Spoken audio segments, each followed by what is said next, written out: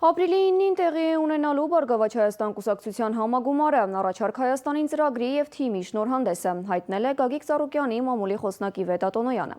Առաջիկա խորհրդարանական ընտրությունների ԲՀԿ նախընտրական շտաբը ղեկավարելու է Հրաչյա Ռոստոմյանը։ Մարզային գրասենյակների հետ աշխատանքը կանոնակարգելու է ԲՀԿ քաղխորհրդի անդամ Արմեն Մանուկյանը,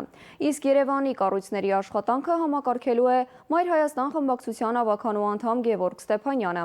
Հանրության հետ կապերի ԶԼՄ-ների հետ աշխատանքը համակարգելու է Վետա Տոնոյանը։ Մեր շփումը քաղաքացիների և ԶԼՄ-ների ներկայացուցիչների հետ լինելու է բաց, թափանցիկ և մշտական, նշել է Տոնոյանը։ Նա հայտնել է նաև, որ թիմում և շտաբային աշխատանքներում ներգրավված են լինելու տարբեր կուսակցությունների ներկայացուցիչներ, անկուսակցական անձինք, տարբեր ոլորտների հեղինակավոր մասնագետներ, հանրային գործիչներ։ Միասին մուտք ենք գործում անչափ պատասխանատու փուլ, վստահ լինելով, որ համակարգված աշխատանքը, հստակ տեսլականը և ուժեղ թիմը կարող են բերել Հայաստանի համար իրական փոփոխություններ, գրել է Տոնոյանը։